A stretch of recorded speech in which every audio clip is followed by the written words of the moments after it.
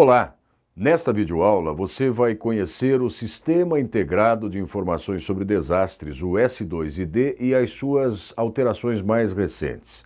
Nós vamos conhecer também quais são os critérios para a decretação de situação de emergência e estado de calamidade pública. E, além disso, entender o que traz a Instrução Normativa número 1, de 2012.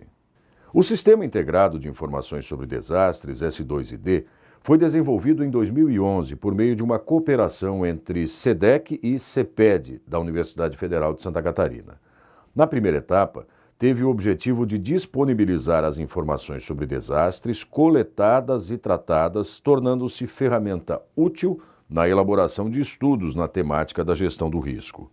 Na segunda etapa, em 2012, o S2ID foi ampliado e se tornou uma ferramenta online para inclusão por parte dos agentes estaduais, municipais e do Distrito Federal, de registros de desastres e acompanhamento do processo de reconhecimento da SEDEC, além de possibilitar a consulta de informações sobre ocorrências e gestão de riscos de desastres, com base em fonte de dados oficial e confiável. Em 24 de agosto de 2012, foi publicada pelo Ministério da Integração Nacional a Portaria Normativa número 1/2012, que estabelece critérios e procedimentos para a decretação de situação de emergência ou de estado de calamidade pública pelos municípios, estados e pelo Distrito Federal, e também para o reconhecimento pelos entes federais das situações de anormalidade decretadas pelos entes federativos. É a partir da Portaria número 25, de janeiro de 2013, que altera outra portaria, a 526, de setembro de 2012, que a utilização do S2ID para solicitação de reconhecimento federal de situação de emergência ou estado de calamidade pública tornou-se obrigatória. Durante todo esse processo de criação e desenvolvimento do S2ID, ele passou por pequenas alterações, com o objetivo de facilitar o entendimento intuitivo do usuário. Para compreender um pouco melhor como é esse sistema, é fundamental antes nós conhecermos a sua fundamentação legal, que é exatamente a Instrução Normativa número 1, de 2012. A Instrução Normativa define alguns conceitos importantes: o que é desastre, o que é a situação de emergência, o estado de calamidade pública, o que é dano, prejuízo e o que são recursos. Desastre é o resultado de eventos adversos, naturais ou provocados pelo homem sobre um cenário vulnerável, causando grave perturbação ao funcionamento de uma comunidade ou sociedade, envolvendo extensivas perdas e danos humanos, materiais ou ambientais, e que excede a sua capacidade de lidar com problemas usando meios próprios e consequentes prejuízos econômicos. Na Instrução Normativa número 1, os desastres são classificados quanto à sua evolução em desastres súbitos ou de evolução aguda, que se caracterizam pela velocidade com que o processo evolui e pela violência dos eventos adversos causadores dos mesmos, e desastres graduais ou de evolução crônica, que se caracterizam por evoluírem em etapas de agravamento progressivo. Para se caracterizar um desastre, é necessário que ocorra um evento adverso com magnitude suficiente para, em interação com o sistema receptor, o cenário do desastre, provocar danos e prejuízos mensuráveis. Também que existam no cenário do desastre corpos receptores ou receptivos vulneráveis aos efeitos dos eventos adversos. Situação de emergência é a situação de alteração intensa e grave das condições de normalidade em um determinado município, estado ou região, decretada em razão de desastre, comprometendo parcialmente sua capacidade de resposta. Estado de calamidade pública é a situação de alteração intensa e grave das condições de normalidade em um determinado município, estado ou região, decretada em razão de desastre, comprometendo substancialmente sua capacidade de resposta. Na legislação ordinária e na Constituição Federal, a expressão calamidade pública é utilizada como sinônimo de desastre de grande intensidade. Observe que o significado de situação de emergência ou estado de calamidade pública se diferenciam pelo grau de comprometimento da capacidade de resposta do ente atingido. Dano é o resultado das perdas humanas, materiais ou ambientais infligidas às pessoas, comunidades, instituições, instalações e aos ecossistemas como consequência de um desastre. É ainda a medida que define a intensidade ou a severidade da lesão resultante de um evento adverso ou acidente, perda humana, material ou ambiental, física ou funcional, que pode resultar caso seja perdido o controle sobre o risco. Prejuízo é a medida de perda relacionada com o valor econômico, social e patrimonial de um determinado bem em circunstâncias de desastre. Recursos é o conjunto de bens materiais, humanos, institucionais e financeiros utilizáveis em caso de desastre e necessários para o estabelecimento da normalidade.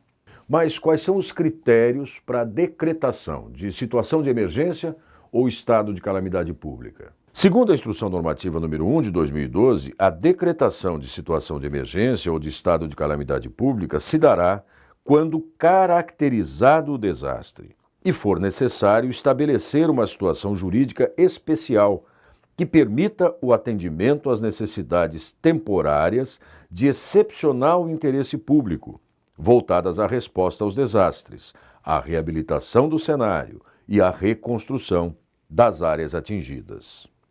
O decreto de situação de emergência ou de estado de calamidade pública é de competência dos prefeitos dos municípios e, em casos especiais, dos governadores de estados ou do governador do Distrito Federal. Nos casos em que os desastres forem resultantes do mesmo evento adverso e atingirem mais de um município concomitantemente, o governador do estado poderá decretar a situação de emergência ou o estado de calamidade pública. Caso seja necessária a ajuda e reconhecimento federal, é preciso que o gestor público municipal responsável utilize o Sistema Integrado de Informações sobre Desastres, o S2ID. Os municípios incluídos no decreto estadual encaminharão os documentos à Defesa Civil Estadual, que fará a juntada deles, e os encaminhará à SEDEC, Ministério da Integração Nacional, para reconhecimento da situação de emergência ou do estado de calamidade pública, caso necessário. O prazo de validade do decreto de situação de emergência ou de estado de calamidade pública é de 180 dias da publicação em veículo oficial do município ou do estado. É importante salientar que as ações de socorro e assistência às vítimas podem ser solicitadas previamente no momento do pedido de reconhecimento federal pela sua urgência e relevância. Isso está definido no texto da Lei 12.340, que é de 2010, estabelecida na redação da Lei 12.983, esta de 2014. Veja a seguir como são classificados os desastres de acordo com a sua intensidade e quando se deve decretar a situação de emergência ou o estado de calamidade pública. Desastre de nível 1, média intensidade. O desastre de nível 1 propicia a decretação de situação de emergência, e estes são caracterizados quando há ocorrência de pelo menos 2 dos danos ambientais, materiais ou ambientais, listados a seguir, que no seu conjunto importem no prejuízo descrito a seguir. Danos humanos, de 1 a 9 mortos e ou até 99 pessoas afetadas. Danos materiais, de 1 a 9 instalações públicas de saúde, de ensino ou prestadoras de outros serviços danificadas ou destruídas. E ou de 1 a 9 unidades habitacionais danificadas ou destruídas. E ou de 1 a 9 obras de infraestrutura danificadas ou destruídas. E ou de 1 a 9 instalações públicas de uso comunitárias danificadas ou destruídas. Danos ambientais. Poluição ou contaminação recuperável em curto prazo do ar, da água ou do solo, prejudicando a saúde e o abastecimento de 10 a 20% da população de municípios com até 10 mil habitantes e de 5 a 10% da população de municípios com mais de 10 mil habitantes. E ou diminuição ou exaurimento sazonal e temporário da água, prejudicando o abastecimento de 10 a 20% da população de municípios com até 10 mil habitantes e de 5 a 10% da população de municípios com mais de 10 mil habitantes, e ou destruição de até 40% de parques, áreas de proteção ambiental e áreas de preservação permanente nacionais, estaduais ou municipais. Prejuízos que, no seu conjunto, importem no total do prejuízo econômico público que ultrapasse 2,77% da receita corrente líquida anual do município, e ou no prejuízo econômico privado que ultrapassem 8,33% da receita corrente líquida anual do município e que, comprovadamente, afetem a capacidade do poder público local de responder à crise instalada e de gerenciá-la.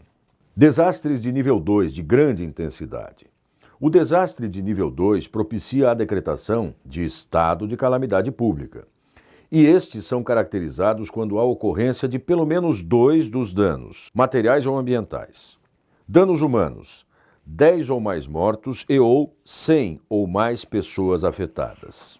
Danos materiais, 10 ou mais instalações públicas de saúde, de ensino ou prestadoras de outros serviços danificadas ou destruídas, e ou 10 ou mais unidades habitacionais danificadas ou destruídas, e ou 10 ou mais obras de infraestrutura danificadas ou destruídas, e ou 10 ou mais instalações públicas de uso comunitárias danificadas ou destruídas. Danos ambientais, poluição e contaminação recuperável em médio e longo prazo do ar, da água ou do solo, prejudicando a saúde e o abastecimento de mais de 20% da população de municípios com até 10 mil habitantes e de mais de 10% da população de municípios com mais de 10 mil habitantes, e ou diminuição ou exaurimento a longo prazo da água, prejudicando o abastecimento de mais de 20% da população de municípios com até 10 mil habitantes